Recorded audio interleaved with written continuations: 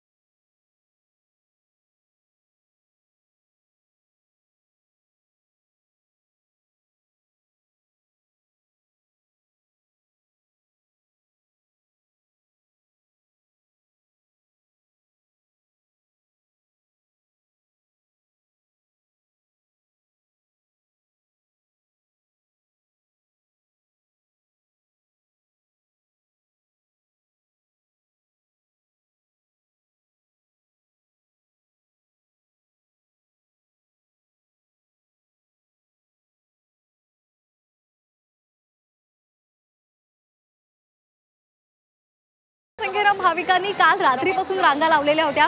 काय सध्याचं तिथलं चित्र दिसतंय?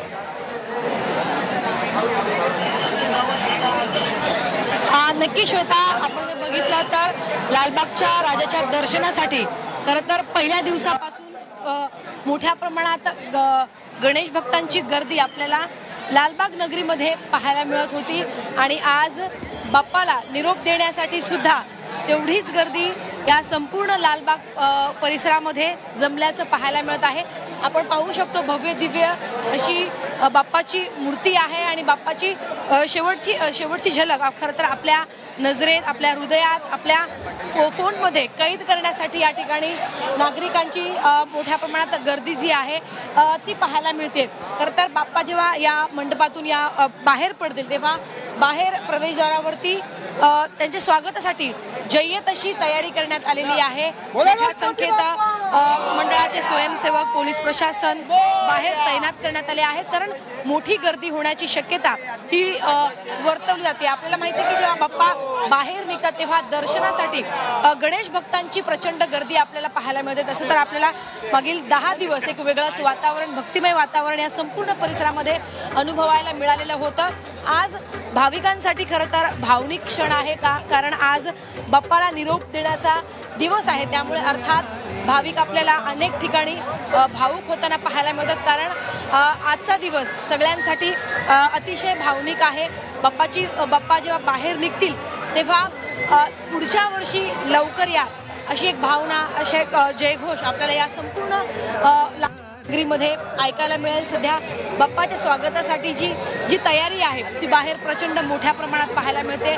भाविकांची गर्दी बाहेर मोठ्या प्रमाणात जमलेली आहे।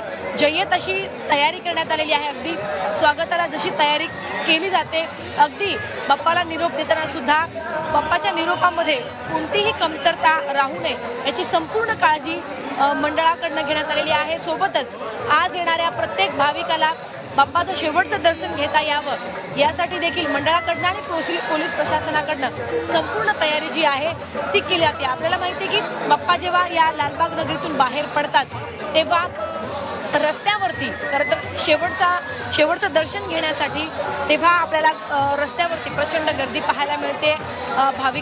भाविकांमध्ये एक चैतन्याचं खरं तर वातावरण जे आपण मागच्या काही दिवसांपासून अनुभवत होतो या संपूर्ण नगरीमध्ये, आज मात्र एक भावनिक क्षण आहे आणि बाप्पाला निरोप देत असताना खरं तर अनेकांचे कंठ हे दाटून येतात। अगदी आज तोच दिवस, तो क्षण पुन्हा एकदा आपण अनुभवणार आहोत।